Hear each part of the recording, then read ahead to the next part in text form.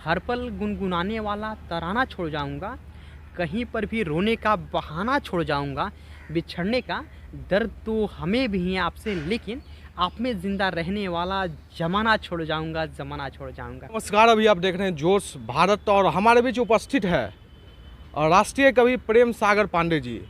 और लगातार इनके कार्यक्रम आप लोग देखते होंगे, भारत के अलग अलग राज्य में इनका कार्यक्रम हो चुका है। अभी वर्तमान में ये पटना आए हुए हैं, यहाँ इनका कार्यक्रम था। तो सबसे पहले आपका बहुत बहुत स्वागत है जोश भारत में। जी, सबसे पहले आपका और आपके चैनल का और साथ में आपके जितने भी दर्शक बंधु हैं उन सबको प्रणाम मेरा। और आपने मेरा साक्षात्कार लेने के लिए अपना बहुमूल्य समय दिया, इसके लिए आपका बहुत बहुत आभार। चलिए, आप आज हमारे जोश भारत के साथ जुड़े हैं, तो सबसे जी। पहला आपका एक खूबसूरत रचना सुनना चाहेंगे। वैसे मेरी एक काफ़ी पॉपुलर लाइन रही है और शायद मेरी पहचान की लाइन, जिससे हमें पहचान मिली साहित्यिक जगत में। तो वो लाइन थी कि बात ये नहीं कि बात नहीं बात ये नहीं कि बात नहीं, बात करने की अब बात नहीं। बात ये नहीं कि बात नहीं, बात करने की अब बात नहीं। बात तो बहुत करनी है दिल की, बात तो बहुत करनी है दिल की, लेकिन जो बात थी अब वो बात नहीं, जो बात थी वो बात नहीं।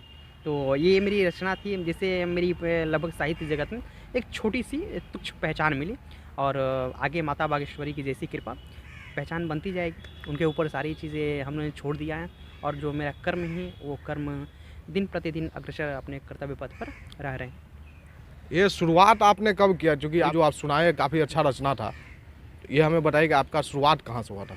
सबसे पहले बता दें कि मेरी शुरुआत तो पिछले 2014 से हमने सुनना शुरू किया साहित्य जगत में। मेरी ये एक घटना थी कि हम लोग ऐसे ही बैठे थे, हालांकि दिल में खलबलाहट थी कि मंचों पे जाना है, लेकिन ऐसे मंचों पे जाना है जहाँ पे कहीं ना कहीं सार्थक चीज़ें नज़र आए, झूठ को झूठ बोला जाए, सच को सच बोला जाए। जैसे कि आज के बहुत सारे मंच, सारे जितने भी जगह जाए, हर मंचों पे झूठ को झूठ बोलने की हिम्मत हर किसी में नहीं है, आज सच की प्रशंसा करने की हिम्मत सब में नहीं है।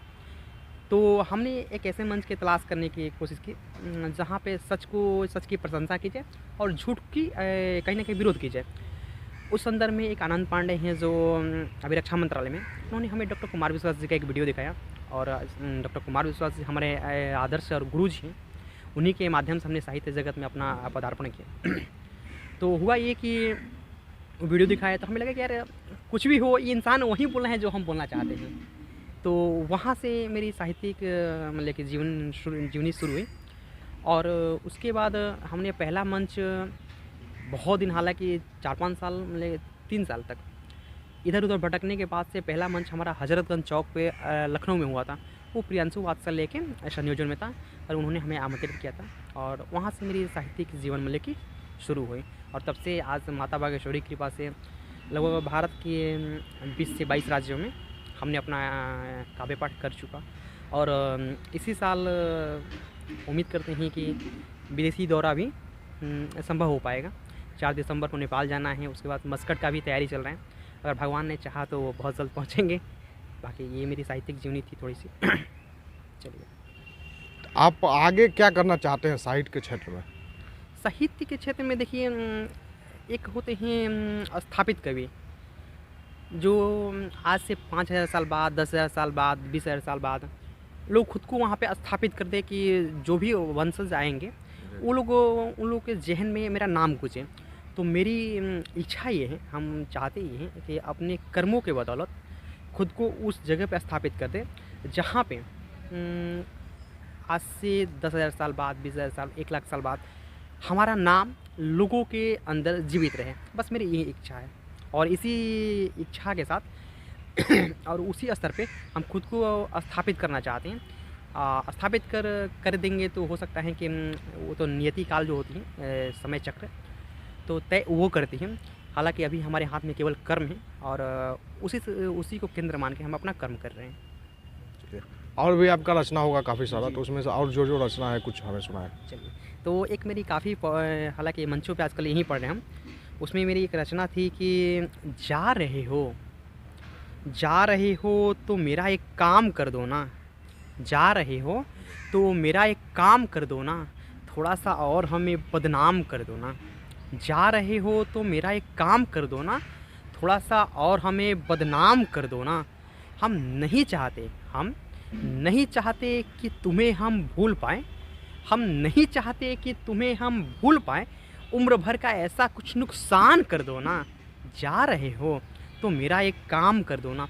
ये गज़ल की आखिरी लाइन थी कि उसमें एक लाइन थी कि हम नहीं चाहते हम नहीं चाहते कि तुम्हें हम भूल पाएँ, उम्र भर का ऐसा कुछ नुकसान कर दो ना।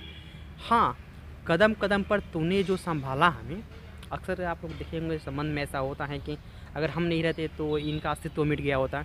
मेरे साथ भी कुछ ऐसा हुआ था, मेरे मित्र ने ऐसा कहा कि अगर हम नहीं रहते तो प्रेम सागर का अस्तित्व मिट गया। तो लिखे थे कि हाँ, कदम कदम पर तूने जो सँभाला हमें, कदम कदम पर तूने जो सँभाला हमें, उसको थोड़ा सरेआम कर दो ना। जा रहे हो तो मेरा एक काम कर दो ना, थोड़ा सा और हमें बदनाम कर दो ना। आगे लिखे थे कि मुद्दतों में तुमको भूलेंगे हम, मुद्दतों में तुमको भूलेंगे हम, किस्तों का कुछ इंतजाम कर दो ना। जा रहे हो तो मेरा एक काम कर दो ना, थोड़ा सा और हमें बदनाम कर दो ना। आखिरी लाइन थी कि प्रेम ये दुनिया है गम किस बात की, प्रेम ये दुनिया है गम किस बात की, हंसकर सबको परेशान कर दो ना। जा रहे हो तो मेरा एक काम कर दो ना, थोड़ा सा और हमें बदनाम कर दो ना।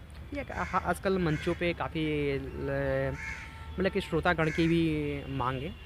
और हम अपने असर से चाहते हैं कि जितनी भी श्रोता हों, एक साहित्य जगत में उनका जुड़ाव हो और साहित्यिक माध्यम से और अपने जीवन को यथार्थ करें।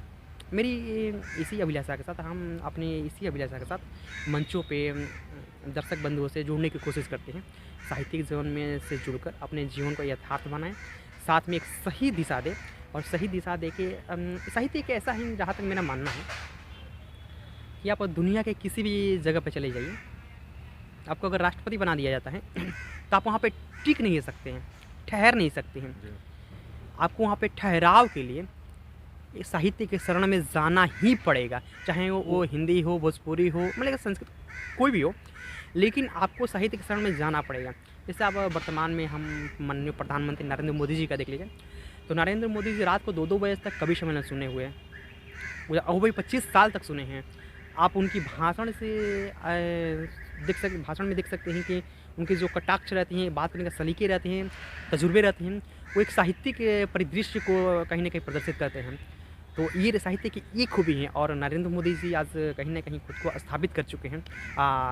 आगे खुद को स्थापित कर दिए हैं, तो हमें नहीं लगता उसके आगे किसी चीज़ की ज़रूरत पड़ती है। तो इसलिए साहित्य के शरण में हम जाएंगे तो निश्चित तौर पे आपको साहित्य अपने शरण में स्थान देगा और आपको किसी सुनिश्चित स्थान पे खुद को आपको स्थापित कर देगा खुद के माध्यम से। ये साहित्य की सबसे बड़ी खूबसूरती रही है।